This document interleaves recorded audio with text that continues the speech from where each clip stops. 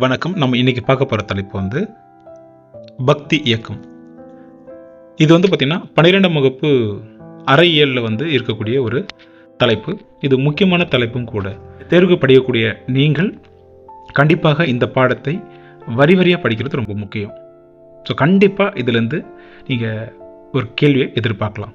சரி, வாங்க பாடத்துக்குள்ளே போகலாம். பக்தி அப்படின்றது ரொம்ப முக்கியம். அப்படி என்னன்னு பார்த்தோம்னா, இறைவனிடத்தில் நாம் செலுத்தக்கூடிய அந்த ஆழ்ந்த அன்பு தான் பக்தி அப்படின்னு சொல்கிறாங்க.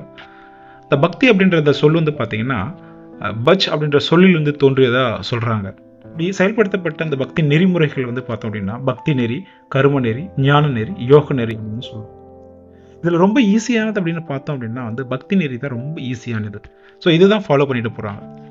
நாம் கடவுள் மீது செலுத்தக்கூடிய அந்த அளவற்ற அன்பு, எதிர்பாராத அன்பு தான் இங்கே பக்தி அப்படின்னு சொல்கிறோம். இது வழிபாடு அப்படின்னு சொல்லுவோம் நம்ம. ஸோ எதையுமே எதிர்பார்க்காம செலுத்தக்கூடியதுக்கு பேர் தான் அன்பு. அதுதான் உண்மையான அன்பு. இதை நம்ம பக்தி அப்படின்ற பெயரில் நம்ம சொல்கிறோம். இந்த பக்தியினுடைய வகைகள் அப்படின்னு பார்க்கும்பொழுது 2 வகையான பக்திகள் இருக்குது. ஒன்று அபரபக்தி அப்படின்னு சொல்கிறாங்க, பரபக்தி அப்படின்னு சொல்கிறாங்க. இந்த அபரபக்தி அப்படின்றது பக்தன் தெளிவில்லாமல் இருப்பாங்க. அதில் பார்த்தீங்கன்னா ஒரு குறிப்பிட்ட கண்ணோட்டத்தில் ஒரு சார்புடையதாக இருக்கக்கூடியவங்க தான் இந்த அபரபக்தி அப்படின்னு சொல்லுவாங்க. எங்களுடைய சாமி தான் உயர்ந்தது, எங்களுடைய மதம் தான் உயர்ந்தது, நாங்கள் வழிபடக்கூடிய தெய்வம் தான் உயர்ந்தது அப்படின்னு தன் சுயநலத்துக்காகவோ தன் உற்றாருடைய சுயநலத்துக்காகவோ ஒரு சார்பாக பின்பற்றக்கூடியவர்கள் தான் இந்த அபரபக்தி சேர்ந்தவர்கள் அப்படின்னு சொல்லுவாங்க. அதனால் இவங்க என்ன பண்ணுறாங்கன்னா மற்ற அந்த வழிபாட்டு முறைகளை ஏற்றுக்கிறது கிடையாது. ஸோ அப்படி ஒரு சார்பு உடையவர்கள் தான் இந்த அபரபக்தி உடையவர்கள் அப்படின்னு சொல்லுவாங்க. 2வது டைப் அப்படின்னு பார்க்கும்பொழுது பார்த்தீங்கன்னா பரபக்தி அப்படின்னு சொல்லுவாங்க. பரபக்தியில் இருக்கக்கூடிய அல்லது வழிபடக்கூடிய அல்லது பின்பற்றக்கூடியவர்கள் அப்படின்னு பார்த்தோம்னா பரமம் அப்படின்னு சொல்லக்கூடியது இந்த உலகம் அனைத்துமே ஒன்று தான், இந்த உலக குடையின் கீழ் இருக்கக்கூடிய அனைவருமே ஒன்று தான் அப்படின்ற நினைக்கக்கூடியவங்க. எல்லா கடவுளும் ஒரே கடவுளை தான், எல்லா சாமியும் ஒரே சாமி தான் அப்படின்றது, கடவுள் ஒருவரே அப்படின்ற மாதிரி எல்லாமும் சேர்த்து ஒரே மாதிரியாக நினைக்கக்கூடியவர்கள் தான் இந்த பரபக்தி சார்ந்தவர்கள். இவங்களுடைய முக்கிய நோக்கம் அப்படின்னு பார்த்தோன்னா உலகம் தழுவிய அன்பு நெறி தான் இவங்களுடைய பரபக்தி அப்படின்னு சொல்றாங்க. சரி, இந்த பக்தி இயக்கம்லாம் தோன்றுவதற்கான காரணம் அப்படின்னு பார்க்கும் பொழுது ஏற்கனவே இந்த உயர்குடி அப்படின்னு சொல்லக்கூடிய அவங்க கிட்ட இருந்த அந்த பாகுபாடு, ஜாதி பாகுபாடு, உயர் வகுப்பு பாகுபாடு அப்படின்னு சொல்கிறாங்களே, அந்த பாகுபாடு முறை தான் காரணமாக இருந்தது அப்படின்னு சொல்கிறாங்க. அதே போல் பல்வேறுபட்ட சடங்குகள்லாம் இருந்தது, இதுவும் ஒரு வகையான காரணம். அப்போ இந்த கோட்பாடுகள் பயங்கரமாக இருந்தது, அது ஒரு காரணம் சொல்கிறாங்க. அதே போல் இந்த ஒரு கடவுள் கோட்பாடு, உலகில் பிறந்தவர்கள் அனைவரும் உடன் பிறந்தோரே அப்படின்றது ஒரு முக்கியமான கருத்து. இதில் இந்த பக்தியம் வளர்வதற்கான முக்கியமான கருத்து அப்படின்னு பார்க்கும்போது ஒரு கடவுள் கோட்பாடு, உலகில் பிறந்தவர்கள் அனைவருமே உடன் பிறந்தோரே அப்படின்னு சொல்லக்கூடிய அந்த கோட்பாடு இந்த பக்தி இயக்கம் வளர்வதற்கான காரணம் அப்படின்னு சொல்கிறாங்க. இந்த பக்தி இயக்கத்தினுடைய சீரியத்தன்மை அப்படின்னு பார்க்க பார்த்தீங்கன்னா கடவுள் ஒருவர் தான். அதே போல் இந்த தெளிவான ஆன்மீக கோட்பாடுகள்லாம் இருக்கும். எதுலன்னா இந்த பக்தி இயக்கம் அப்படின்னு கொண்டு வரோம் அப்படின்னா அதில் கடவுள் ஒருத்தர் தான், ஆனால் அந்த தெளிவான ஆன்மீக கோட்பாடுகள் இருக்கும். ஒழுக்கமான அந்த வாழ்க்கை முறைகள் எப்படி வாழணும் அப்படின்றத சொல்லிக் கொடுக்கும். இந்த வாழ்க்கை முறையில் நம்ம எப்படி ஒழுக்கமாக வாழ்ந்து வீடு பேர் எப்படி அடைய முடியும் அப்படின்ற வழிமுறைகள் சொல்லக்கூடியதாக இருக்கும். அதே போல் நம்ம இதெல்லாம் அடையணும் அப்படின்னா கண்டிப்பாக ஒரு குருவினுடைய துணை அவசியம் தேவைப்படுது. ஒரு குருவின் கீழே தான் நம்ம இது அனைத்துமே நம்ம பெற முடியும் அப்படின்னு வலியுறுத்தக்கூடிய ஒரு மார்க்கம் அப்படின்னு சொல்கிறோம் இந்த பக்தி இயக்கங்கள்லாம் சொல்லுவோம் நம்ம. அதே போல் இந்த கடவுள் முன் அனைவரும் சமம், பிறப்பால் உயர்வு தாழ்வு எதுவும் கிடையாது. இதில் ஸோ இதெல்லாம் முக்கியமான கருத்தாக இருக்குது. சாதி வேறுபாடுகள் கிடையாது.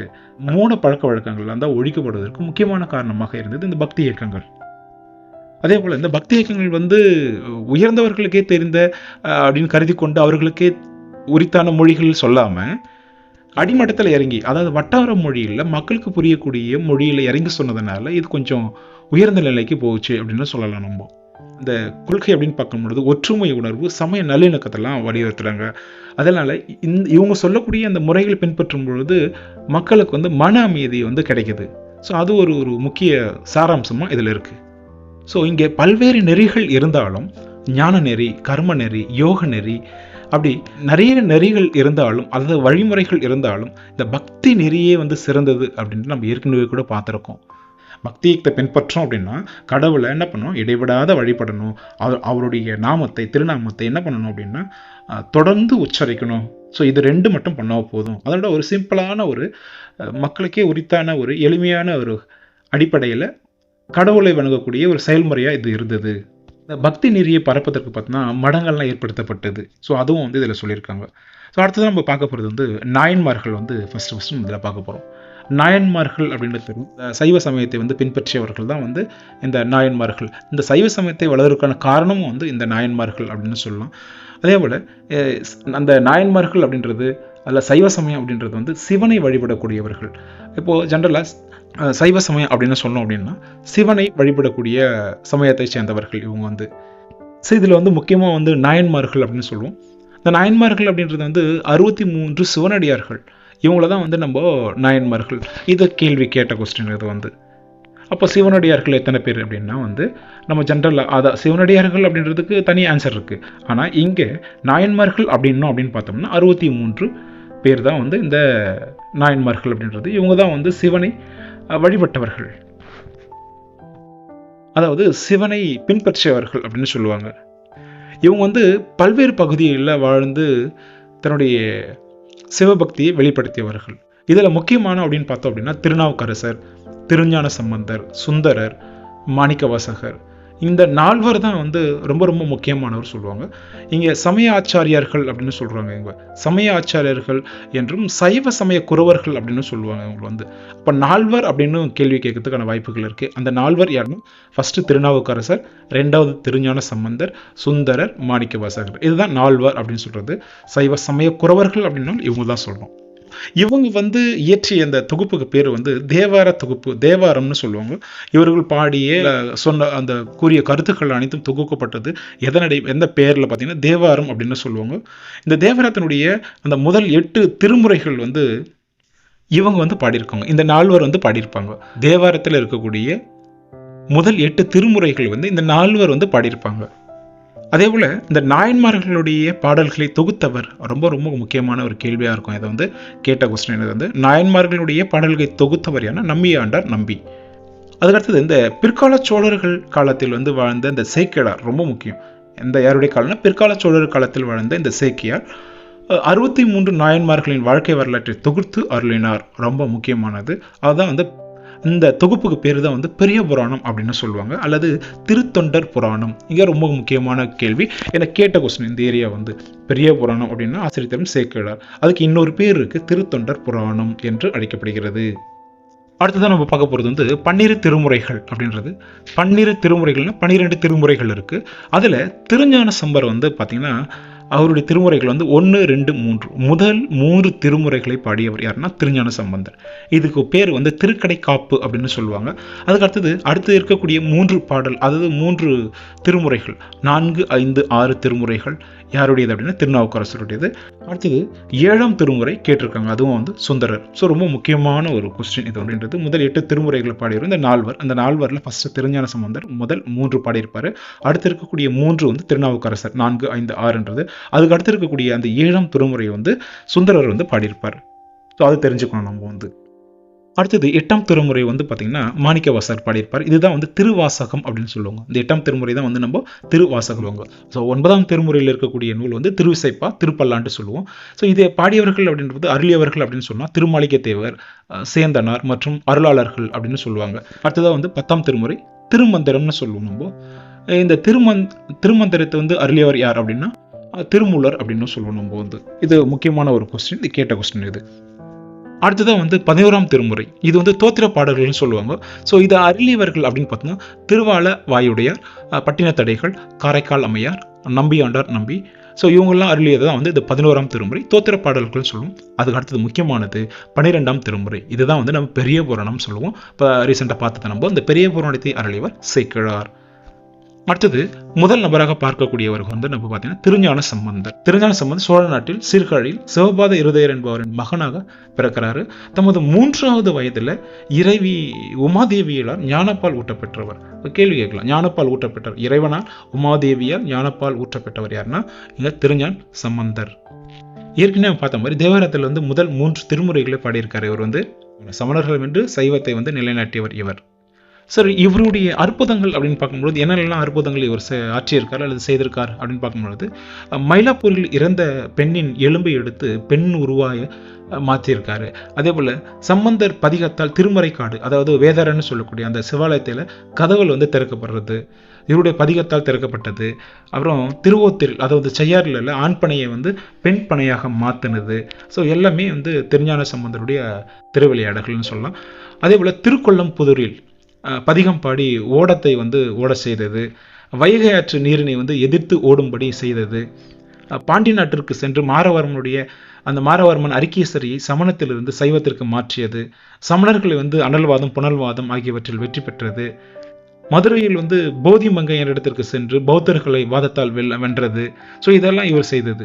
அதே போல் திருஞான சம்பந்தருடைய பாடல்கள் வந்து பார்த்தோம் அப்படின்னா இசைத்தமிழின் வளர்ச்சிக்கு உதவுகிறது. முக்கியமானது, திருஞான சம்பந்தருடைய பாடல்கள் இசைத்தமிழோட வளர்ச்சிக்கு ஒரு முக்கிய பங்கு இருக்கு. திருஞான சம்பந்தருடைய பக்தி மார்க்கம் எந்த வழியில் அவர் பின்பற்றினார் அல்லது கையாண்டார் சொல்ல அப்படின்னு பார்த்தோம் அப்படின்னா ஞான மார்க்கம் அப்படின்றதும் ரொம்ப முக்கியமான ஒரு கேள்வியாக பார்க்கப்படுகிறது. இங்கே சிவபெருமானை பற்றி இவரெல்லாம் சில விஷயங்கள் சொல்கிறாரு. பார்த்தோன்னா சிவபெருமான் தான் வந்து முழு முதற் கடவுள், பிறப்பிறப்பு இல்லாதவர் அப்படின்னு சொல்லிட்டு சொல்கிறாரு.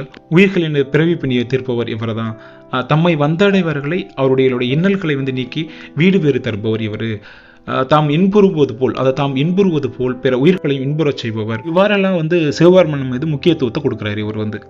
அடுத்ததான் நம்ம பார்க்க போகிறது திருநாவுக்கு அரசர். இந்த இயற்பெயரை வந்து கேட்டிருக்காங்க, மருநுக்கியார். இந்த இயற்பெயர் ரொம்ப முக்கியம்.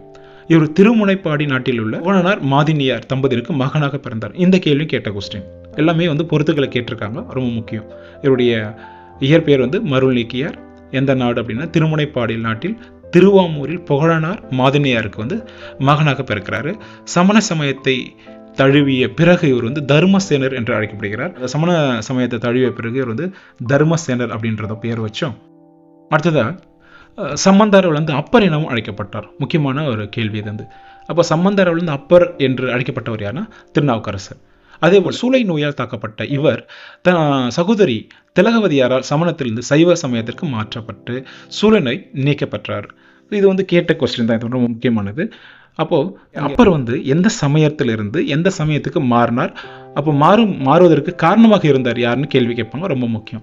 இப்போ எந்த சமயத்திலேருந்து எந்த சமயத்துக்கு மாறினார் அப்படின்னா சமண சமயத்திலேருந்து சைவ சமயத்துக்கு மாறினார். அப்போது இதுக்கு காரணமானவர் யாருன்னா அவருடைய சகோதரியான திலகவதி. ஸோ இது மாறின பிறகு பல்லவ மன்னன் முதலாம் மகேந்திரவர்மனை சமண சமயத்தில் சைவ சமயத்துக்கு மாற்றுறீங்க. இதுவும் முக்கியமானது, இதுவும் கேட்ட கொஸ்டின், அடிக்கடி கேட்ட கொஸ்டின். அப்போ பல்லவ மன்னன் முதலாம் மகேந்திரவர்மன் என்ன பண்ணுறாங்க, சமண சமயத்திலேருந்து சைவ சமயத்துக்கு மாற்றார். ஸோ இந்த கொஸ்டின் இந்த அடிக்கடி கேட்ட கொஸ்டின் பார்த்துக்கணும் இது. அதே போல் நம்ம திருஞான சம்பந்தருடைய அருள் செயல்கள், அவருடைய திருவிளையாடல்கள்லாம் நம்ம என்னென்னலாம் பார்த்தோமோ அதே போல் திருநாவுக்கரசருடைய அந்த அருட்செயல்கள் என்னென்னலாம் இருக்குது அப்படின்னு சொல்லிட்டு இங்கே கொடுத்துருக்காங்க, பார்க்கலாம். திருமறைக்காட்டில் அடைக்கப்பட்டிருந்த சிவாலய கதவினை வந்து பதிகம் பாடி திறக்கிறார் இவர் வந்து இங்கே திருமறைக்காட்டில், அதே இதுவில். அப்புறம் பல்லவ மன்னன் முதலாம் மகேந்திரவர்மன் என்ன சொல்கிறாரு, இவரை வந்து சுண்ணாம்பு நீற்றறையில் வைத்தும் விஷம் கொடுத்தும் யானையை விட்டு இடறச் செய்தும் கல்லில் கட்டி கடலில் எரிந்தும் கொடுமைப்படுத்தினார். யாருன்னா முதலாம் மகேந்திரவர்மன். ஆனால் சிவன் அருளால் அத்தனை கொடுமைகளிலும் திருநாவுக்கரசர் உயிர் பிழைத்தார். பிறகு உண்மை அறிந்த மன்னனே என்ன பண்ணுறாரு, சமண சமயத்திலிருந்து எந்தக்கு மாறுறாருன்னா சைவ சமயத்திற்கு மாறுறாரு. ஸோ இங்கேயும் முக்கியமானது இது. ஸோ இந்த மன்னன் என்ன பண்ணுறாரு, அதுக்கப்புறம் இந்த திருப்பாப்புலியூரில் இருந்த இந்த சமணப்பள்ளியை இடித்துட்டு அக்கற்களை கொண்டு திருவதிகையில் ஒரு குணபர ஈஸ்வரம் அப்படின்ற சிவாலயத்தை கட்டுறார். ஸோ இதுவும் வந்து முக்கியமானது. என்ன கோவில் எந்த ஊருன்னு கேள்வி கேட்பாங்க, பார்த்துக்கணும் அதை. அடுத்தது இந்த திருத்துங்கானை மாடத்தில் தமது தோளில் ரிஷப சூல முத்திரைகளை பொறிக்கிறாரு. அதே போல முக்கியமான இதுவும் அடிக்கடி கேட்ட கொஸ்டின், அப்பூதி அடிகளாருடைய மகனை பாம்பு தீண்ட சிவன் அருளால் திருநாவுக்கரசர் அவ்விஷத்தை அருளை நீக்கினார், அதை நீக்கி அருளினார். அடுத்தது திருவையாற்றில் சிவபெருமானின் கைலாய காட்சியை கண்டிருந்தார். எங்க அப்படின்னா திருவையாற்றில் சிவபெருமானுடைய கைலாய காட்சியை வந்து கண்டுகளிக்கிறார், அதுவும் முக்கியமானது. அடுத்தது இவருடைய சமயப்பணி அப்படின்னு பார்க்கும்பொழுது இவருடைய நெறி நம்ம எப்படி திருஞான சம்பந்தருக்கு பார்த்தோமோ அதே போல திருநாவுக்கரசுக்கான நெறி என்ன நெறினா தொண்டு நெறி. ஆலயத்திற்கும் மக்களுக்கும் வந்து தொண்டு செய்வதன் மூலமே நம்ம இறைவனை அடையலாம் அப்படின்ற ஒரு தொண்டு நெறியை வந்து பின்பற்றினார். அதே போல் இவர் எடுத்தும் உரைத்தார். இது வந்து இதன் அடிப்படையில் என்ன பண்ணுறாங்கன்னா உழவார பணி அப்படின்ற ஒரு புதிய முறையை வந்து தோற்றுவிக்க ஒரு காரணமாக இருக்கிறார். சிவ ஆலயங்களையும் அவற்றின் சுற்றுப்புறத்தையும் தூய்மைப்படுத்த உழவார படை என்ற குழுவை அக்காலத்தில் ஏற்படுத்தினார். இதன் மூலம் திருநாவுக்கரசர் பக்தி நெறிக்கு தொண்டு வடிவம் கொடுத்தார். அதே போல் முக்கியமான ஒரு லைன் அப்படின்னா, என் கடன் பணி செய்து கிடப்பதே. இந்த வரி அடிக்கடி கேட்டிருக்காங்க. என் கடன் பணி செய்து கிடப்பதே யாருன்னா அப்பர் திருநாவுக்கரசர் அப்படின்னு சொல்லலாம். அடுத்தது, இந்த சைவ சமயத்தினுடைய வளர்ச்சியை அடுத்த கட்டத்திற்கு கொண்டு சென்றார் அப்படின்னு சொல்லுவோம். இவர் இந்த திருப்புந்துருத்தியல் ஒரு சைவ மடத்தை வந்து நிறுவுறார். அது எங்கன்னு கேள்வி கேட்பாங்க, அதையும் பார்த்துக்கணும். அடுத்ததில் உங்களுக்கு தெரியுமா அப்படின்ற ஒரு பகுதியில் இங்கே கொடுத்துருக்காங்க. வடம் என்ற சொல்லிற்கு ஆலமரத்தடி என்று பொருள். கோயிலின் ஆலமரத்தடியில் ஓம் என்ற பிரணவ மந்திரத்துடன் நடைபெறும் பூசையே வடதளி பூசை என்பார் உவே சாமிநாதர். இதையும் கேட்கறதுக்கான வாய்ப்புகள் இருக்கு, இதை பார்த்து வச்சுக்கணும். அடுத்ததா நம்ம பார்த்துட்டு இருக்கிறது வந்து திருநாவுக்கரசருடைய அருட் செயல்கள் வந்து பார்த்துட்டு இருக்கோம், அவருடைய வாழ்க்கை வரலாறு பார்த்துட்டு இருக்கோம். இப்போ வந்து திருநாவுக்கரசருடைய தமிழ் இலக்கியத்திற்கு ஆற்றிய பணியை வந்து நம்ம பார்க்க போறோம். திருநாவுக்கரசர் வந்து தேவாரத்தில் வந்து 4, 5, 6 திருமுறைகளை பாடியிருக்காரு. இவர் வந்து இந்த பாடின அந்த இலக்கிய வகை வந்து தாண்டகம் அப்படின்னு சொல்லுவாங்க. அதான் தாண்டகம் பாடுவதில் வல்லவர் அப்படின்னா இங்கே திருநாவுக்கரசர் நம்ம சொல்லணும், அல்லது அப்பர்னு சொல்லணும். அதனால தான் இவரை தாண்டக வேந்தர் அப்படின்ற ஒரு பெயர் கொண்டும் அழைக்கிறோம். இவர் இப்போ தாண்டக வேந்தர் அப்படின்னாலும் திருநாவுக்கரசர் அல்லது அப்பர்னு சொல்லுவோம் நம்ம. இவர் நாகப்பட்டினம் அருகே திருப்புகலூர் என்ற இடத்தில் முக்தி அடைந்தார் அப்படின்னு சொல்லியிருக்கோம். அப்போ எங்கே முக்தி அடைந்தார்னு கேள்வி கேட்கறதுக்கான வாய்ப்புகள் இருக்குது. நாகப்பட்டினம் அருகே திருப்புகலூர் என்ற இடத்தில் முக்தி அடைகிறார். அதே போல சைவ சமயத்தை அந்த சைவ சமய வளர்ச்சிக்கும் தமிழ் வளர்ச்சிக்கும் உதவும் வகையில் பதிகங்களை எல்லாம் பாடியிருக்கார். இவர் தம் பதிகங்கள் வந்து 10 வகை பண்களை வந்து பயன்படுத்தியிருக்கார். எத்தனை வகையான 10 வகையான பண்ணுன இசைன்னு நமக்கு தெரியும், அதை வந்து பயன்படுத்தியிருக்கார். இவர் எழுதிய நாமார்க்கும் குடியொல்லும் என்ற தொடங்கும் பாடல் ரொம்ப முக்கியமான ஒரு வரி. நாமார்க்கும் குடியொல்லும் நமனை எஞ்சோம் அப்படின்னு சொல்ற அந்த வரி வந்து ரொம்ப முக்கியமானது. ஏன்னா பிற்காலத்தில் வந்து மகாகவி பாரதியார் அச்சமில்லை அச்சமில்லை அச்சம் என்பது இல்லையே என்ற பாடல் எழுத காரணமாக அமைந்தது இந்த பாடல் தான். சிவபெருமானை தவிர வேறு யாருக்கும் நான் தலை வணங்குவது இல்லை என்ற தம் பாடல்கள் பாடியுள்ளார். சிவபெருமானே வந்து தம்முள்ள தான் இருக்காரு, நரகத்தையும் யமனையும் ஒரு பொருட்டாகவே நாம் கருதுவதில்லை அப்படின்னு சொல்றாரு. இவர் வந்து இறைவனுடைய அந்த திருவடியே தமது நிழல் என்றார். இறைவனுடைய திருவடியே தமது நிழல் அப்படின்னு சொல்றாரு. அதன் அடிப்படையில் வந்து இவர் பாடிய பாடல் தான் வந்து மாசில் வீணையும் மாலை மதியமும் வீசு தென்றலும் வீங்கில வேனிலும் மூசு வண்டரை பொய்கையும் போன்றதே ஈசன் எந்த இணையடி நிழலே அப்படின்னு சொல்றாரு. சுண்ணாம்பு நீற்றறையில் இருந்து வெளியேற பின் இப்பாடலிருந்து இவர் சிவபெருமான் மீது கொண்டிருந்த அந்த பற்றை வந்து நம்ம அறிய முடிகிறது அப்படின்னு சொல்லியிருக்காங்க. அடுத்ததான் நம்ம பார்க்க போறது வந்து சுந்தரர். இவர் சடையனார் இசைஞானியார் ஆகியோருக்கு மகனாக பிறந்தவர். முக்கியமானது, சடையனார் இசைஞானியார் ஆகியோருக்கு மகனாக பிறந்தவர் சுந்தரர். இளமையிலே வந்து சிவபக்தியிலும் தமிழ் பற்றியிலும் சிறந்து விளங்கியவர் இவர். திருமணத்தின் போது ரொம்ப முக்கியமானது, திருமணத்தின் போது இறைவன் அடிமை ஓலையை காட்டி இவரை தடுத்து ஆட்கொண்டார். இதை கேட்ட கொஸ்டின், கேட்கறதுக்கான வாய்ப்புகள் இருக்கக்கூடிய கொஸ்டின் இது. எப்பொழுது திருமணத்தின் போது இறைவன் வந்து அடிமை ஓலையை காட்டி இவரை தடுத்து ஆட்கொண்டார். நம்ம நிறைய படத்துல நம்ம பார்த்துருப்போம். இதை வந்து இதுக்கான காட்சிகள் வந்து காஞ்சி கைலாசநாதர் கோயில் வந்து நம்ம பார்க்க முடியும். பக்தி மார்க்கத்திலிருந்து இவருடைய பக்தி மார்க்கம் அப்படின்னு பார்க்கும்போது சக மார்க்கம் அப்படின்னு சொல்லுவாங்க. இந்த சக மார்க்கம் அப்படின்னா நட்பு மார்க்கம் அப்படின்றத ஒரு மார்க்கத்தை பின்பற்றாரு. இவர் வந்து இறைவனையே வந்து தமது தோழராக கருதுறாரு. அதனால தான் இந்த நட்பு மார்க்கம் அப்படின்னு நம்ம சொல்லுவோம். அதனால இவரை தம்பிரான் தோழர் அப்படின்ற ஒரு பேர் அடைமொழி கொண்டு நம்ம அழைக்கிறோம். இவர் வந்து இவர் தான் வந்து தேவாரத்தினுடைய 7ஆம் திருமுறையை வந்து பாடியிருக்காரு. நம்ம பார்த்த கொஸ்டின் அது ஏற்கனவே நம்ம பார்த்துருக்கோம். இவருடைய அந்த பதிகங்கள் வந்து இறை பக்தியையும் தமிழினுடைய இலக்கிய அந்த சிறப்பையும் வெளிப்படுத்துகிறது. முக்கியமான கொஸ்டின், திருத்தொண்டர் தொகை. திருத்தொண்டர் தொகை அருளியவர் ரொம்ப முக்கியம். திருத்தொண்டர் புராணம் அப்படின்னா அங்கே சேக்கிழார் வந்துடணும். திருத்தொண்டர் தொகை அப்படின்னா சுந்தரர் வந்துடணும். இங்கே முக்கியமான கொஸ்டின். இந்த நூல், அதாவது இந்த திருத்தொண்டர் தொகையானது 60 தனியடியார்களையும் 9 தொகை அடியார்களும், இந்த கேள்வி கேட்ட கொஸ்டின் ரொம்ப முக்கியம். அப்போ தனி அடியார்கள் 60 பேர், தொகை அடியார்கள் 9 பேர். அதாவது தனி அடியார்கள்னா 60 பேர், தொகை அடியார்கள்னா 9 பேர். அப்போ நாயன்மார்கள்னா 63 பேர். பிற்காலத்தில் வந்து இந்த நூலை வந்து மூலமாக கொண்டே வந்து சேக்கிழார் பெரிய புராணம் இயற்றப்பட்டது. அப்போ பெரிய புராணம் இயற்றுவதற்கு மூல காரணமாக அமைந்த நூல் இது வந்து சுந்தரருடைய திருத்தொண்டர் தொகை அப்படின்ற நூல். ரொம்ப முக்கியமானது, பார்த்துக்கணும். அடுத்தது, சித்தவ மடம் என்ற இடத்தில் இறைவனின் திருவடி சூட்டப்பெற்ற இவர் தமிழகத்தின் பல இடங்களுக்கு சென்று சிவாலயங்கள் பதிகங்களை பாடியிருக்காரு. அடுத்தது வந்து சுந்தரருடைய அருள் செயல்கள் வந்து நம்ம பார்க்க போறோம்.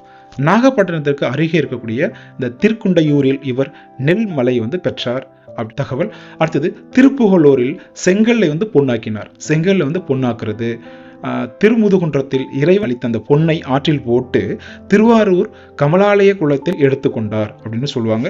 அடுத்தது திருவொற்றியூரில் சங்கிலியாரையும் திருவாரூரில் பறவை நாச்சியாரையும் மணந்தார். ரொம்ப முக்கியமான இது கொஸ்டின், இதுவும் கேட்ட கொஸ்டின் தான். திருவொற்றியூர்லேருந்து யார் கல்யாணம் பண்ணிக்கிறார் அப்படின்னா சங்கிலியாரையும், திருவாரூரில் வந்து பறவை நாச்சியாரையும் கல்யாணம் பண்ணிக்குவார் இவர் வந்து. அதே போல திருவையாற்றில் காவிரி நீரின் வெள்ளத்தை தடுத்து வழிவிட பதிகம் பாடினார். திருவையாற்றில் காவிரி நீரினுடைய வெள்ளத்தை தடுத்து வழிவிட பதிகம் பாடியவர் சுந்தரர். அடுத்தது அவிநாசியிலிருந்து முதலை வாய்ப்பிலேயே மீட்டறினார். சுந்தரர் தம்மை சிவபெருமனின் அடிமை என்று கூறுகிறார். தம்மை சிவபெருமன் அடிமைன்னு சொன்னவர் இவர் சுந்தரர். அவருடைய கருத்தை பின்வரும் பாடல் வந்து நம்ம சொல்லுது. பித்தா பிறைசூடி பெருமானே அருளாளா எத்தான் மறவாதே நினைக்கின்றேன் மனத்துன்னை வைத்தாய் பெண்ணை தென்பால் வெண்ணை நல்லூர் அருள் துறையில் அத்தா உன காலாய் இனி அல்லேன் எனலாமே அப்படின்னு சொல்றாரு இந்த பாடல்ல. அடுத்தது நம்ம சுந்தரருடைய பதிகங்கள் மூலம் அறியக்கூடிய செய்திகள் வந்து நம்ம பார்த்தோம் அப்படின்னு பார்த்தோம்னா, சிவபெருமணி எல்லா உயிர்களுக்கும் தலைவர், அருளையே செல்வமாக உடையவர், பிறப்பில்லாத அவர், பிறவி பிணியையும் தீர்ப்பவர். அதே போல எல்லாரும் சொல்லக்கூடியவர் தான் இவரும் சொல்றார். ஆண் பெண் எந்த வடிவும் இல்லாதவர் இவர் வந்து. சிவனடியார்கள் எந்த பிழைகளும் செய்தாலும் பொறுத்து கொள்பவர் அப்படின்லாம் சொல்றாரு. அடுத்தது நம்ம பார்க்க போறது வந்து மாணிக்க வாசகர். இவரை பற்றி நிறையவே கேள்வி கேட்டிருக்காங்க. கொஞ்சம் முக்கியமாக பார்க்கணும் நம்ம இவரை. திருவாத ஊரில் பிறந்து வரகுண பாண்டியன் என்ற மன்னனிடம் அமைச்சராக இருந்தார். இதுவும் கேட்ட கொஸ்டின். எங்கே பிறந்தார்னு கேட்டிருக்காங்க, திருவாத ஊரில். அதே போல் எந்த மன்னனிடம் அமைச்சராக பணியாற்றார்னு கேள்வி கேட்டிருக்காங்க. வரகுண பாண்டிய மன்னனிடம் அமைச்சராக பணியாற்றிருக்கார். அதே திருப்பெருந்துறையில் குருவருள் பெற்று திருவாசகம் திருக்கோமை ஆகிய 2 நூல்களையும் வந்து இயற்றியிருக்கார். இதுவும் கேட்ட கொஸ்டின் தான். எந்த நூல் இயற்றியிருக்காருன்னா திருவாசகம் திருக்கோவை அவைய 2 நூலையும் இயற்றியிருக்கார். சிவபெருமானே பஞ்சபூதமாக இருப்பவர் அப்படின்னு சொல்றவர் இவர் தான். இறைவன் வந்து எங்கும் நிறைந்திருக்கிறார் அப்படின்னு சொல்றாரு. அதனாலதான் அந்த பஞ்சபூதம் அப்படின்றத ஞாபகம் வச்சுக்கணும். நம்ம வந்து அந்த பஞ்சபூதம் அப்படின்னு வந்தவே நமக்கு மாணிக்க வாசகர் ஞாபகம் வரும். அவர் என்ன சொல்றாரு அந்த பாடல் அப்படின்னு பார்க்கும்போது, கடவுளை வந்து வானாகி மண்ணாகி வழியாகி ஒளியாகி ஊனாகி உயிராகி உண்மையுமாய் இன்மையுமாய் கோனாகி யான் எனது என்று அவரை கூத்தாட்டுவான் ஆகி நின்றாயை என் சொல்லி வாழ்த்துவனே அப்படின்னு சொல்றாரு. அதே போல இவருடைய அருள் செயல்கள் அப்படின்னு பார்த்தோம் அப்படின்னா, தில்லையில் வந்து பௌத்தர்களை வாதத்தில் வென்றது, ஊமை பெண்ணை வந்து பேச வைத்தது, நரிகளை வந்து பரிகளாக மாற்றியது, வைகை நதியை வெள்ளப்பெருக்கெடுக்க செய்தது, பிட்டுக்கு மண் சுமந்து பிறம்படிப்பட்டது. ஸோ இது எல்லாமே வந்து இவருடைய அருள் செயல்கள் அப்படின்னு பார்ப்போம். நம்ம இந்த மாணிக்கவாசகருடைய பாடல்கள் வாயிலாக நமக்கு வந்து அறியலாகும் செய்திகள் அப்படின்னு பார்க்கும் பொழுது, சிவன் முன்னை பழம்பொருட்கும் முன்னை பழம்பொருள் அப்படின்னு சொல்றாங்க. பிறரால் என்ன தன்மையன் என அறிய முடியாதவன், ஆண் பெண் என்ற வடிவில்லாதவன். ஸோ அதே மாதிரி தான் எல்லாரும் சொல்றாரு. உயிர்களின் பிறப்பை நீக்குபவன், பிறப்பிறப்பு இல்லாதவன்லாம் சொல்றாங்க. அடுத்ததான் நம்ம பார்க்க போடுறது திருநீலகண்டர். இந்த திருநீலகண்டர் அப்படின்றவர் வந்து தில்லையில் வாழ்ந்தவர். அருந்ததிக்கு நிகரான கற்புமிக்க மனைவி இருந்தும் இன்பத்துறையில் எளியராய் பரத்தைப்பால் சென்று வந்தார். அதை கண்ட அவர் மனைவியார் தீண்டுவராயின் எம்மை திருநீலகண்டம் என்றார் அப்படின்னு சொல்றாங்க. ஸோ முக்கியமானது இது வந்து. ஸோ அடுத்தது வந்து இரண் மீது ஆணை கேட்ட பெரியவர் எம்மை என்றதனால் மற்ற பொது மாதர்களையும் என் மனத்தினாலும் தீண்டேன் என்று கூறி விலகினார். இவர் வந்து மாதர் மீது வைத்த காதலை அறவே துறந்து இறைவன் மீது வைத்த பேரன்பனை பெரியதாய் மதித்ததால் இவர் போற்றப்பட்டார் அப்படின்னு சொல்றாங்க. உலக இன்பங்களில் இறை இன்பமே ஏற்றமுடையது என்பதை இவரது வரலாறு நமக்கு விளக்குகிறது. திருநீலகண்டருடைய வரலாறு விளக்குகிறது. அடுத்தது சின்ன பாக்ஸில் வந்து கொடுத்துருக்காங்க, சப்த விடங்க தலங்கள் அப்படின்றத கொடுத்துருக்காங்க. சோழ நாட்டில் நாயன்மார்களால் பாடல் பெற்ற 7 சிவ தலங்கள் சப்த விடங்க தலங்கள் அப்படின்னு சொல்றாங்க. தலம் விடங்கர் இறை நடனம் சொல்லியிருக்காங்க. ஃபர்ஸ்ட் வந்து பார்த்தீங்கன்னா ஆரூர் அப்படின்றது தலம், அதாவது தலம் வந்து திருவாரூர். அப்போ ஆரூர் அப்படின்னா திருவாரூர்னு சொல்லுவாங்க. ஸோ அந்த விடங்கர் வந்து வீதி விடங்கர்னு சொல்லுவாங்க. இங்கே இறை நடனம் வந்து எப்படி இருக்கணும் அப்படின்னா அச்சப்பா நடனம் அப்படின்னு சொல்லுவாங்க. 2வது திருநள்ளாறில் வந்து விடங்கர் வந்து பார்த்தீங்கன்னா நகர விடங்கர்னு சொல்லுவாங்க. உன்மத்த நடனம்னு சொல்லுவாங்க. அங்கே இறை நடனம் வந்து உன்மத்த நடனம். அடுத்தது 3வது வந்து திருநாகை காரோகணம் அப்படின்னு சொல்றது நாகைன்னு சொல்லுவாங்க. அங்கே விடங்கர்னு பக்கம் சுந்தர விடங்கர் நடனம் வந்து வீசி நடனம். அடுத்து 4வது வந்து திருக்காராயில் அப்படின்னு சொல்றது அது திருக்காரவாசல்னு சொல்லுவாங்க. இங்க விடங்கர் வந்து ஆதி விடங்கர், நடனம் வந்து கூக்கு நடனம், அதை கூக்குட நடனம்னு சொல்லுவோம். அடுத்தது 5வது வந்து திருக்கோளிலி, அதாவது திருக்கோவலைன்னு சொல்லக்கூடியது. இங்கே விடங்கர் வந்து அவனி விடங்கர், நடனம் வந்து பிருங்க நடனம். அடுத்தது 6வது வந்து வாய்மூர்னு சொல்லக்கூடியது, அதாவது திருவாய்மூர்னு சொல்லுவோம். இங்கே விடங்கர் வந்து நீல விடங்கர், நடனம் வந்து கமல நடனம். திருமறைக்காடு அதாவது வேதாரண்யன்னு சொல்லக்கூடியது, இங்கே விடங்கர் வந்து புவன விடங்கர். இறை நடனம் வந்து பார்த்திங்கன்னா அம்சவாத நடனம், அம்சவாத நடனம். அடுத்தது பாக்ஸில் இருக்கக்கூடிய வரிகள் அப்படின்னு பார்த்தோம் அப்படின்னா, மாணிக்கவாசகர் எழுதிய ஒப்பற்ற சைவ நூல் வந்து திருவாசகம். இந்த நூல் வந்து 8ஆம் திருமுறையாகும். இதுவும் கேட்ட கொஸ்டின் தான். மாணிக்கவாசகர் எழுதி வந்து எத்தனையோ திருமுறை அப்படின்னு கேட்டிருக்காங்க, 8ஆம் திருமுறை. அதுவும் இல்லாமல் இந்த நூலில் 51 திருப்பதிகங்களும் 656 பாடல்களும் உள்ளது. இந்த 656 பாடல்கள் கேட்ட கொஸ்டின், அதை ஞாபகம் வச்சுக்கணும். அடுத்தது சிவபுராணம், கீர்த்தி திரு அகவல், திருவண்ட பகுதி, போற்றி திருவகவல் என்று 4 பெரும் பகுதிகளை திருவாசகம் கொண்டிருக்கு. இங்கே 4 ரொம்ப முக்கியம். இந்த திருவாசகம் 4 பெரும் பகுதிகளை கொண்டிருக்கு. இங்கே அடுத்தது ஜி.யு. போப் என்ற மேலநாட்டு அறிஞர் இந்நூலை ஆங்கிலத்தில் மொழிபெயர்த்தார். இந்த கேள்வியும் கேட்ட கொஸ்டின், அடிக்கடி கேட்ட கொஸ்டின் இது வந்து. அப்போ இந்த திருவாசகத்தை ஆங்கிலத்தில் மொழிபெயர்த்தவர் யார் அப்படின்னா ஜி.யு. போப். அப்புறம் ஒரு சென்டென்ஸ் இருக்கக்கூடிய அந்த சென்டென்ஸ் ரொம்ப முக்கியம். திருவாசகத்திற்கு உருகார், ஒரு வாசகத்திற்கும் உருகார் என்ற முதுமொழி இந்த நூலின் பெருமையை உணர்த்துகிறது. இதுவும் கேட்ட கொஸ்டின். இறையாகிய பரம்பொருளை நாடுபவர்கள் பெற வேண்டிய பேரியல்புகள், அவற்றை வளர்க்கும் முறைகள், அருள் வேட்கை கொள்ளுதல், அருளை பெறுதல், பக்தி பெருக்கி இறைவனோடு இரண்டர கலத்தல் ஆகிய நிலைகளை கூறுகிறதுன்னு சொல்றாங்க. அடுத்தது இதில் இருக்கக்கூடிய வரிகள் வந்து உயிர்களுடைய பரிணாம வளர்ச்சி அவ்வளோ எளிமையாக விளக்கக்கூடியதாக சொல்லியிருக்காங்க. புல்லாகி பூடாகி அப்படின்றது அந்த வரி வந்து உயிர்களுடைய பரிணாம வளர்ச்சி விளக்குகிறது. அடுத்து கருவியலுடைய அறிவை சொல்லக்கூடிய அந்த வரிகளும் இதில் இருக்கு. மானுட பிறப்பினுள் மாதா உதிரத்து ஈரமில் கிருமி செறிவினில் படைத்தும் அப்படின்ற வரி எதை உணர்த்துதுன்னா கருவியலுடைய அந்த எம்பிரியாலஜி சொல்லக்கூடிய கருவியல் அறிவை தெரிவிக்கிறது அப்படின்னு சொல்லக்கூடியது. யாருடையது அப்படின்னு பார்த்தோம்னா மாணிக்கவாசகருடையது. அடுத்ததை நம்ம பார்க்க போகிறது வந்து பார்த்தீங்கன்னா மெய்ப்பொருள் நாயனார் பற்றி நம்ம பார்க்க போகிறோம். மெய்ப்பொருள் நாயனார் அப்படின்றவர் சிவனடியாரை போன்று மாறுவேடம் பூண்டு வந்து இந்த முத்தநாதனை வந்து வரவேற்று அவனிடம் உபதேசம் பெற காத்திருந்தார். ஆனால் அவர் தன் புத்தக பையனை அவிழ்ப்பது போன்று அதிலிருந்த ஒரு ஆயுதத்தால் இவரை தாக்கிய போதும் சிவனடியார் போல் வந்ததன் காரணத்தினால அப்போதும் அவர் உடலில் இரத்தத்துடன் சிவமென கூறி அவரை தொழுது நின்றதிலிருந்து சிவனடியார்களை சிவனாகவே கருதும் இவரது உயர்ந்த பண்பு வெளிப்படுகிறதுன்னு சொல்றாங்க. இவரை வெல்லுமா மிக வல்ல மெய்ப்பொருளுக்கு அடியேன் என்று திருத்தொண்டர் தொகை கூறுகிறது இவரை. அடுத்ததா வந்து அதிபத்த நாயனார். இந்த அதிபத்தர் அப்படின்ற சொல் வந்து பார்த்தீங்கன்னா சிறந்த பக்தர் அப்படின்ற பொருள் இருக்கு. இவர் திருநாகை காரோகணம், அதாவது நாகப்பட்டினம் என்ற ஊரில் பிறந்தவர். இவர் இளமை முதலே சிவபெருமானின் மீது ஆழ்ந்த பக்தி கொண்டிருந்தவர். இவர் வந்து தாம் பிடித்த மீன்களில் முதல் மீனை கொண்டு போய் என்ன பண்ணுவார், இவருக்கு சிவனுக்கு அளிப்பது இவரோட வழக்கமாக வச்சிருந்தார். அப்போ சிவபெருமான் என்ன பண்றாரு, அப்போ அவருடைய திருவிளையாடல் இதுவும் ஒரு திருவிளையாடல்னு சொல்லிக்கலாம். அப்போ இங்க ஒரு திருவிளையாடல் விளையாடுறாரு அவர் வந்து. ஒரு நாள் வந்து ஒரே ஒரு மீன் மட்டும் கிடைக்கும். அம்மீனையும் சிவனுக்கே அர்ப்பணம் செய்த அதிபத்த நாயனார் சிவனருள் பெற்றதாகவும் சைவ மரபு வழி செய்திகள் கூறுகிறதுன்னு சொல்றாங்க. வறுமையிலும் பசியிலும் வாடிய பொழுதும் தான் பிடித்த ஒற்றை மீனை கூட சிவபெருமானிற்கு அர்ப்பணம் செய்து இவர் இறையருள் பெற்றதாக கூறப்படுகிறது. அடுத்தது கண்ணப்ப நாயனார். இவரும் முக்கியமானவர். இவருடைய இயற்பெயர் கேட்டிருக்காங்க, திண்ணன் என்ற இயற்பெயர் கொண்டவர். இவர் நாணன் காடன் ஆகியோரோடு வேட்டையாட சென்ற பொழுது சிவலிங்கம் ஒன்றை கண்டு அச்சிவலிங்கத்துக்கு நீரால் அபிஷேகம் செய்தும் மலர்கள் இலைகளை கொண்டு அர்ச்சனை செய்தும் இறைச்சியை லிங்கத்திற்கு படைத்தும் வந்தார். இதனை கண்டு அங்க அந்தனர் ஒருவர் என்ன பண்றாரு, திண்ணனின் செய்கையை எதிர்க்கிறார். இதெல்லாம் செய்யக்கூடாது அப்படின்னு சொல்லிட்டு இந்த திண்ணனுடைய உண்மையான அந்த பக்தியை அந்த அந்தணனுக்கு உணர்த்த விரும்பிய இந்த சிவபெருமான் சிவலிங்கத்தின் கண்ணிலிருந்து இந்த குருதி வர செய்தார். அதை கண்ட அந்த திண்ணை என்ன பண்றாரு, தன் இரு கண்களையும் பிடுங்கி அந்த லிங்கத்தின் மீது வைத்து பொருத்தியதால் கண்ணப்பன் என்று சிவபெருமானால் அழைக்கப்பட்டதையும் அவருக்கு சிவனருள் கிடைத்ததாகவும் சைவ சமய அந்த மரபொழி செய்திகள் கூறுகிறது அப்படின்னு சொல்லியிருக்காங்க. அதான் அவர் கண்ணப்பன் என்று அழைக்கப்பட்டார்னு சொல்றாங்க. அடுத்ததான் நம்ம பார்க்க போறது காரைக்கால் அம்மையார். இந்த காரைக்கால் அம்மையாருடைய இயற்பெயர் வந்து அடிக்கடி கேட்ட கொஸ்டின், ஞாபகம் வச்சுக்கணும். புனிதவதி என்று இயற்பெயர் கொண்டவர். இவர் வந்து காரைக்காலில் பிறந்து பரமதத்தன் என்பவரை மணந்தவர். இவர் சிவத்தொண்டிலும் சிறந்து விளங்கியவர். இவர் இசைத்தமிழால் இறைவனை வணங்கியவர். தமிழுக்கு அந்தாதி என்ற இலக்கிய முறையை அறிமுகம் செய்தவர் புனிதவதி என்கிற காரைக்கால் அம்மையார். அந்தாதினா நமக்கு அந்தம் கூட்டல் ஆதினன்னு சொல்லுவோம் நம்ம.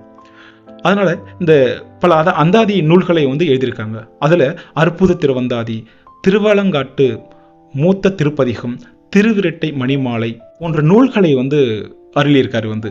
கணவன் ஒரு நாள் கொடுத்து அனுப்பிய மாம்பழத்தை சிவனடியாருக்கு படைத்து விட்டார். அந்த மாம்பழத்தினை கணவன் கேட்க இறைவனிடம் வேண்டி மாம்பழத்தை பெற்றார். இந்த நிகழ்வு தான் இன்னைக்கும் அந்த காரைக்காலில் மாங்கனி திருவிழாக ஒவ்வொரு ஆண்டும் கொண்டாடப்படுகிறதாக சொல்லப்படுகிறது.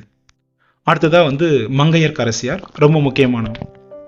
காரைக்கால் அம்மையாரை போல இவரும் ஒரு பெண் நாயன்மார். திருஞான சம்பந்தரை திருமறைக்காட்டிலிருந்து பாண்டிய அரசவைக்கு அழைத்ததில் இவரே முக்கிய பங்கு வகித்தவர்னு சொல்லுவாங்க. திருஞான சம்பந்தர் பாண்டிய மன்னனான தம் கணவன் மாரவர்மன் அரிகேசரியை சமண மதத்திலிருந்து சைவ மதத்திற்கு மாற்ற இவரே காரணமானவர். இந்த கொஸ்டின் ரொம்ப முக்கியமானது. இங்க திருஞான சம்பந்தர் தான் இங்க திருஞான சம்பந்தர் ஞாபகம் வச்சுக்கணும். இந்த பாண்டிய மன்னன் யாருன்னு ஞாபகம் வச்சுக்கணும், மாரவர்மன் அரிகேசரியை. சமண சமயத்திலிருந்து சைவ சமயத்திற்கு மாற்ற காரணமானவர் யார் அப்படின்னு கேட்பாங்க. ரொம்ப முக்கியமானது திருஞான சம்பந்தர். அது காரணமானவர் இங்க இருக்கக்கூடிய மங்கையர்க்கரசியார். அடுத்தது நம்ம பார்க்க போறது இசை ஞானியார். இவர் தான் சுந்தரரினுடைய தாயார். இவர் ரொம்ப முக்கியமான சுந்தரருடைய தாயார் இசை ஞானியார். சிவனருள் பெற்ற பெண்மணியார் இவர். சுந்தரர் இறைநெறிப்படி வளர்க்கப்பட்டதில் இவருக்கு முக்கிய பங்கு உண்டு அப்படின்னு சொல்றாங்க. அடுத்தது சந்தனாச்சாரியார்கள் அப்படின்னு சொல்லுவாங்க. சந்தனாச்சாரியார்கள் அப்படின்றது மெய்கண்டார், அருணந்தி சிவாச்சாரியார், மறைஞான சம்பந்தர், உமாபதி சிவம் ஆகிய நால்வரும் சந்தனாச்சாரியார்கள் என்று அழைக்கப்படுகின்றனர். அப்போ சந்தானம் அப்படின்னா என்ன அப்படின்னு பார்த்தோம்னா, அந்த சந்தானம் அப்படின்ற சொல்லுக்கு வம்சாவழி, பரம்பரை அப்படின்ற பொருள் இருக்கு. அப்போ சந்தானம், அகச்சந்தானம், புறச்சந்தானம் அப்படின்ற 2 வகை இருக்குதுல. அப்போ அகச்சந்தானம் அப்படின்னு பார்த்தோம் அப்படின்னா, அகச்சந்தானத்தார் அப்படின்னா கைலை மலையில் வாழ்வோர் ஆவார்னு சொல்லுவாங்க. அந்த ஸ்ரீகண்ட பரமசிவனிடம் சிவஞான உபதேசம் பெற்றவர்கள் அப்படின்னு சொல்லுவாங்க. இதுக்கு யார் யார் அப்படின்னு பார்த்தோம் அப்படின்னா, நந்திதேவர், சனற்குமாரர், சத்தியஞான தரிசனங்கள், பரஞ்சோதியார், இவங்க எல்லாமே அகச்சந்தான பிரிவை சார்ந்தவர்கள்னு சொல்லுவாங்க. அடுத்ததான் புறச்சந்தானம் சொல்லக்கூடியது. இந்த புறச்சந்தானம் அப்படின்னு பார்க்கும்பொழுது பரஞ்சோதி முனிவர்கிட்ட மெய்ஞானம் பெற்றது மெய்கண்ட தேவர். மெய்கண்ட தேவர்கிட்ட அருணந்தி சிவமும், அருணந்தி சிவத்திட மறைஞான சம்பந்தரும் ஆன்மீக அறிவு பெற்றனர். ஒவ்வொருத்தரும் ஒரு நூல் எழுதியிருக்காங்க, அதை சொல்லியிருக்காங்க. மெய்கண்ட தேவர் அவர் எழுதியிருந்தது சிவஞான போதம், கேட்ட கொஸ்டின். அடுத்தது அருணந்தி சிவாச்சாரியர் இருக்கார்ல, அவர் சிவஞான சித்தியார், இருவா இருபது ஆகிய நூல்களை இவர் இயற்றியிருக்கார். அதுக்கு அடுத்தது உமாபதி சிவம். இவர் அதாவது உமாபதி சிவம், பிரகாசம் முதலிய இந்த சித்தாந்த அஷ்டகம் என்ற 8 நூல்களை எழுதினார். உமாபதி சிவம், பிரகாசம் முதலிய சித்தாந்த அஷ்டகம் என்ற 8 நூல்களையும் எழுதினர். அடுத்தது இந்த நாயன்மார்களுடைய சமயத்தொண்டு அப்படின்னு பார்க்கும்பொழுது, இவரோட சமயத்தொண்டு என்னன்னா, பக்தி நிறைய வளர்க்கணும், நாயன்மார்களுடைய பெருந்துணை புரிந்தனர். திருநாவுக்கரசர் போன்ற நாயன்மார்கள் சமய பணிக்கே தம்மை அர்ப்பணித்துக் கொண்டு சமூக பணியும் செய்தனர் சொல்றாங்க. ஆலயங்களுடைய தூய்மையிலும் சமய சடங்குகளுடைய குடமுழுக்கு நடத்துவதிலும் நாயன்மார்கள் முக்கிய பங்கு வகித்தனர் அப்படின்னு சொல்லுவாங்க. அதே போல ஆண் பெண் பாகுபாடு இல்லாம எல்லாமே சமத்துவமா இருக்கணும் அப்படின்றது வழிகாட்டியவர்கள் முக்கியமானவர்கள். நாயன்மார்களுடைய சிவ வழிபாட்டை பின்பற்றிய இந்த கர்நாடகாவில் பசவர் லிங்காயத் என்னும் புதிய சமய பிரிவினை தோற்றுவித்தார். பசவர் லிங்காயத் என்னும் புதிய சமய பிரிவு எங்க தோற்றுவிக்கப்பட்டது? கர்நாடகாவில். இடைக்காலத்தில் இவருடைய சீடர்கள் இந்தியா முழுவதும் சிவ வழிபாட்டை பரப்பினர் அப்படின்னு சொல்றாங்க. தமிழகத்திலிருந்து தான் வட இந்தியாவுக்கு சென்றனர் அப்படின்ற ஒரு செய்தியும் இருக்குங்க. சமயங்களை வளர்ப்பதை கூடவே தமிழையும் வளர்த்தனர், பதிகங்களாக பாடி தமிழையும் வளர்த்தனர் அப்படின்னு சொல்றாங்க இவங்களை.